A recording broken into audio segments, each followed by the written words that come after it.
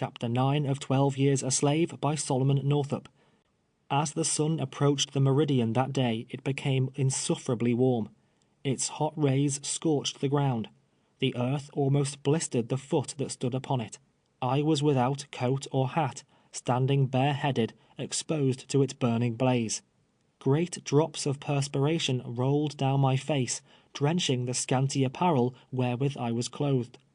Over the fence, a very little way off, the peach trees cast their cool, delicious shadows on the grass.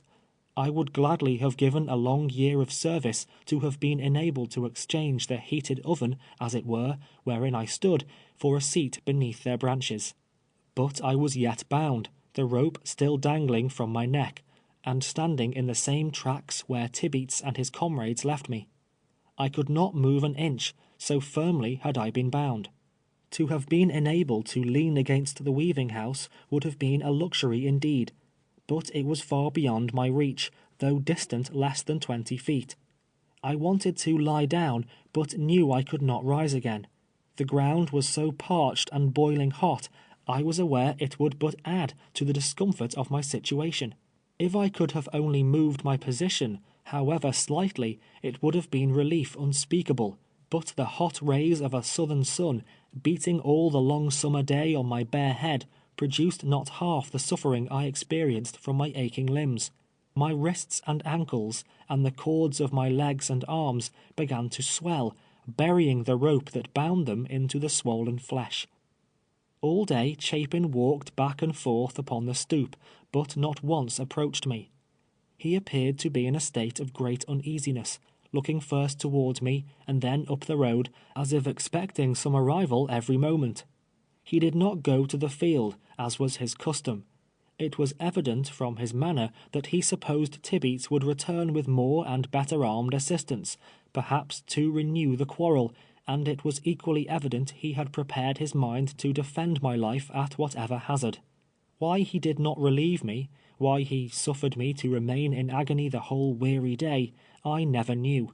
It was not for want of sympathy, I am certain.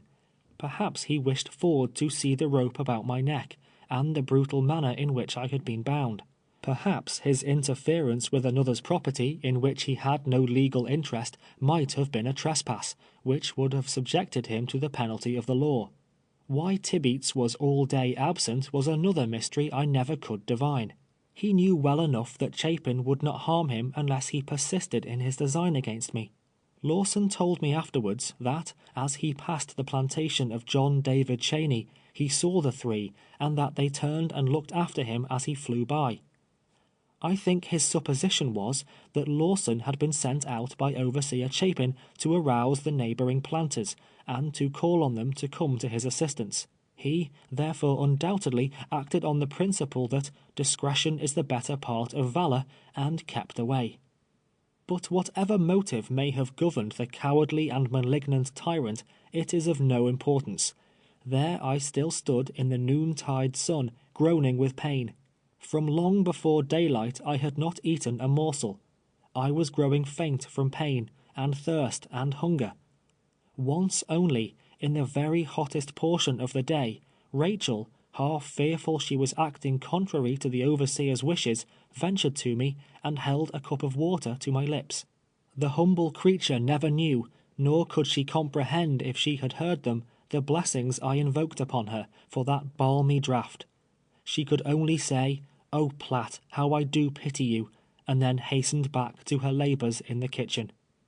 Never did the sun move so slowly through the heavens, never did it shower down such fervent and fiery rays as it did that day. At least, so it appeared to me. What my meditations were, the innumerable thoughts that thronged through my distracted brain, I will not attempt to give expression to.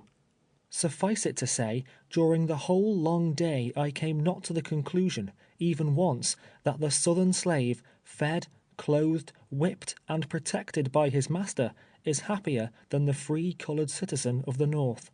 To that conclusion I have never since arrived. There are many, however, even in the Northern States, benevolent and well-disposed men, who will pronounce my opinion erroneous, and gravely proceed to substantiate the assertion with an argument. Alas, they have never drunk, as I have, from the bitter cup of slavery. Just at sunset, my heart leaped with unbounded joy as Ford came riding into the yard, his horse covered with foam. Chapin met him at the door, and after conversing a short time, he walked directly to me. "Poor Platt, you are in a bad state," was the only expression that escaped his lips. "Thank God," said I, "thank God, Master Ford, that you have come at last." Drawing a knife from his pocket, he indignantly cut the cord from my wrists, arms, and ankles, and slipped the noose from my neck. I attempted to walk, but staggered like a drunken man, and fell partially to the ground. Ford returned immediately to the house, leaving me alone again. As he reached the piazza, Tibeats and his two friends rode up. A long dialogue followed.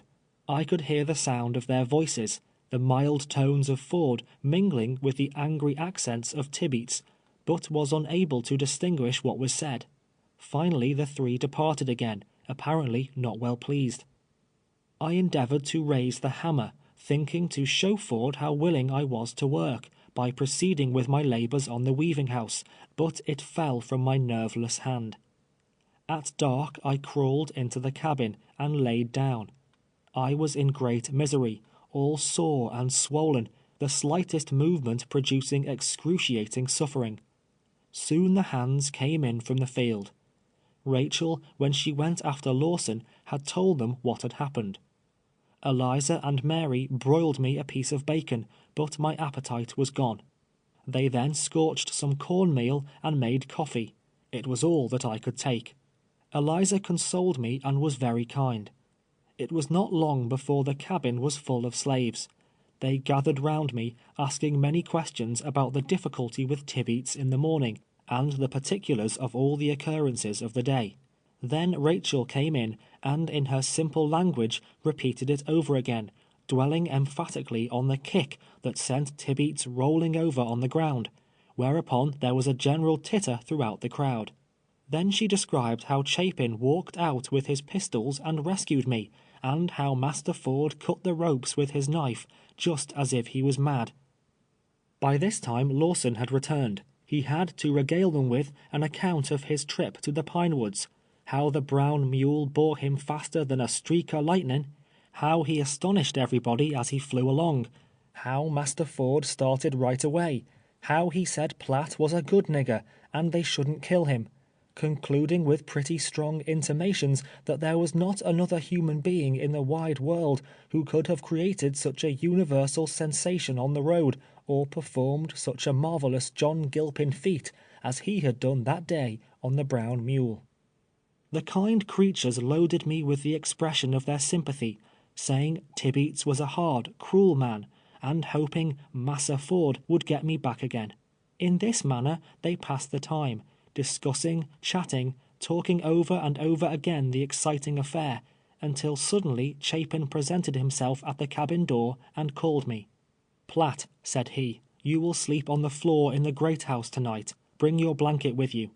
I arose as quickly as I was able, took my blanket in my hand, and followed him. On the way he informed me that he should not wonder if Tibeats was back again before morning, that he intended to kill me, and that he did not mean he should do it without witnesses.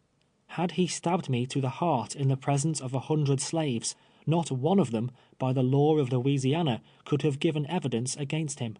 I laid down on the floor in the great house, the first and last time such a sumptuous resting place was granted me during my 12 years of bondage, and tried to sleep.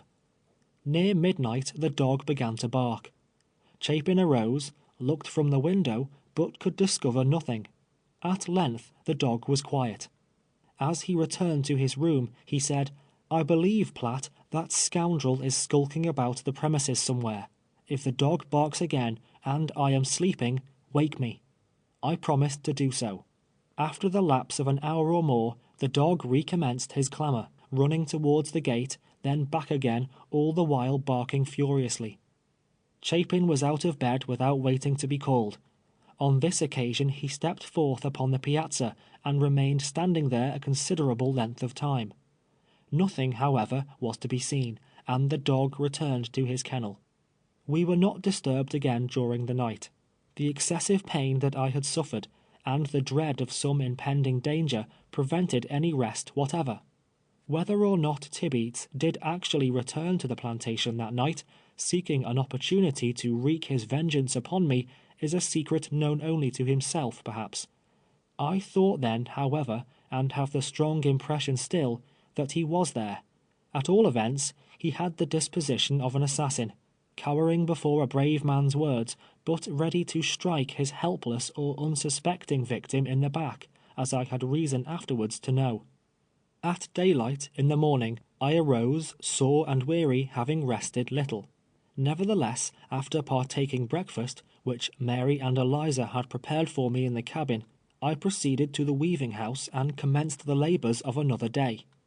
It was Chapin's practice, as it is the practice of overseers generally, immediately on rising, to bestride his horse, always saddled and bridled and ready for him, the particular business of some slave, and ride into the field. This morning, on the contrary, he came to the weaving house, asking if I had seen anything of Tibeats yet. Replying in the negative, he remarked there was something not right about the fellow. There was bad blood in him, that I must keep a sharp watch of him, or he would do me wrong some day when I least expected it. While he was yet speaking, Tibeats rode in, hitched his horse, and entered the house. I had little fear of him while Ford and Chapin were at hand, but they could not be near me always.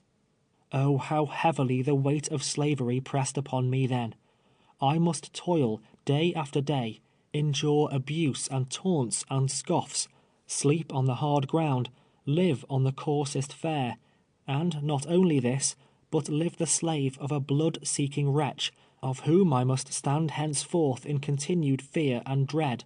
Why had I not died in my young years, before God had given me children to love and live for? What unhappiness and suffering and sorrow it would have prevented. I sighed for liberty, but the bondsman's chain was round me and could not be shaken off. I could only gaze wistfully towards the north, and think of the thousands of miles that stretched between me and the soil of freedom, over which a black freeman may not pass. Tibeats, in the course of half an hour, walked over to the weaving house, looked at me sharply, then returned without saying anything. Most of the forenoon he sat on the piazza, reading a newspaper and conversing with Ford. After dinner, the latter left for the pine woods, and it was indeed with regret that I beheld him depart from the plantation. Once more during the day, Tibeats came to me, gave me some order, and returned. During the week the weaving house was completed, Tibeats in the meantime making no allusion whatever to the difficulty, when I was informed he had hired me to Peter Tanner to work under another carpenter by the name of Myers. This announcement was received with gratification, as any place was desirable that would relieve me of his hateful presence. Peter Tanner, as the reader has already been informed, lived on the opposite shore, and was the brother of Mistress Ford. He is one of the most extensive planters on Bayou Boeuf, and owns a large number of slaves. Over I went to Tanner's, joyfully enough. He had heard of my late difficulties. In fact, I ascertained the flogging of Tibeats was soon blazoned far and wide. This affair, together with my rafting experiment, had rendered me somewhat notorious. More than once I heard it said that Platt Ford, now Platt Tibeats, a slave's name changes with his change of master, was a devil of a nigger. But I was destined to make a still further noise, as will presently be seen, throughout the little world of Bayou Boeuf. Peter Tanner endeavored to impress upon me the idea that he was quite severe, though I could perceive there was a vein of good humor in the old fellow after all. "You're the nigger," he said to me on my arrival. "You're the nigger that flogged your master, eh? You're the nigger that kicks, and holds Carpenter Tibeats by the legs, and wallops him, are you? I'd like to see you hold me by the leg, I should. You're a portent character. You're a great nigger, very remarkable nigger, ain't you? I'd lash you. I'd take the tantrums out of you. Jest take hold of my leg, if you please. None of your pranks here, my boy, remember that. Now go to work, you kicking rascal," concluded Peter Tanner, unable to suppress a half-comical grin at his own wit and sarcasm. After listening to this salutation, I was taken charge of by Myers and laboured under his direction for a month, to his and my own satisfaction. Like William Ford, his brother-in-law, Tanner was in the habit of reading the Bible to his slaves on the Sabbath, but in a somewhat different spirit. He was an impressive commentator on the New Testament. The first Sunday after my coming to the plantation, he called them together and began to read the 12th chapter of Luke. When he came to the 47th verse, he looked deliberately around him and continued, "And that servant which knew his Lord's will—" Here he paused, looking around more deliberately than before, and again proceeded, "which knew his Lord's will, and prepared not himself." Here was another pause. "Prepared not himself, neither did according to his will, shall be beaten with many stripes." "D'ye hear that?" demanded Peter emphatically. "Stripes," he repeated, slowly and distinctly, taking off his spectacles, preparatory to making a few remarks. "That nigger that don't take care, that don't obey his Lord, that's his master, d'ye see? That 'ere nigger shall be beaten with many stripes. Now, many signifies a great many. 40, 100, 150 lashes. That's Scripter." And so Peter continued to elucidate the subject for a great length of time, much to the edification of his sable audience. At the conclusion of the exercises, calling up 3 of his slaves, Warner, Will, and Major, he cried out to me, "Here, Platt, you held Tibeats by the legs. Now I'll see if you can hold these rascals in the same way, till I get back from meeting." Thereupon he ordered them to the stocks, a common thing on plantations in the Red River country. The stocks are formed of 2 planks, the lower one made fast at the ends to 2 short posts, driven firmly into the ground. At regular distances, half circles are cut in the upper edge. The other plank is fastened to one of the posts by a hinge, so that it can be opened or shut down, in the same manner as the blade of a pocket knife is shut or opened. In the lower edge of the upper plank, corresponding half circles are also cut, so that when they close, a row of holes is formed large enough to admit a negro's leg above the ankle, but not large enough to enable him to draw out his foot. The other end of the upper plank, opposite the hinge, is fastened to its post by lock and key. The slave is made to sit upon the ground, when the uppermost plank is elevated, his legs, just above the ankles, placed in the sub-half circles, and shutting it down again, and locking it, he is held secure and fast. Very often the neck instead of the ankle is enclosed. In this manner they are held during the operation of whipping. Warner, Will, and Major, according to Tanner's account of them, were melon-stealing, Sabbath-breaking niggers, and not approving of such wickedness, he felt it his duty to put them in the stocks. Handing me the key, himself, Myers, Mistress Tanner, and the children entered the carriage and drove away to church at Cheneyville. When they were gone, the boys begged me to let them out. I felt sorry to see them sitting on the hot ground, and remembered my own sufferings in the sun. Upon their promise to return to the stocks at any moment they were required to do so, I consented to release them. Grateful for the lenity shown them, and in order in some measure to repay it, they could do no less, of course, than pilot me to the melon patch. Shortly before Tanner's return, they were in the stocks again. Finally he drove up, and looking at the boys, said, with a chuckle, "Aha! You haven't been strolling about much today, anyway. I'll teach you what's what. I'll tire you of eating watermelons on the Lord's day, ye Sabbath-breaking niggers." Peter Tanner prided himself upon his strict religious observances. He was a deacon in the church. But I have now reached a point in the progress of my narrative when it becomes necessary to turn away from these light descriptions to the more grave and weighty matter of the second battle with Master Tibeats, and the flight through the great Pacoudry swamp. End of chapter 9.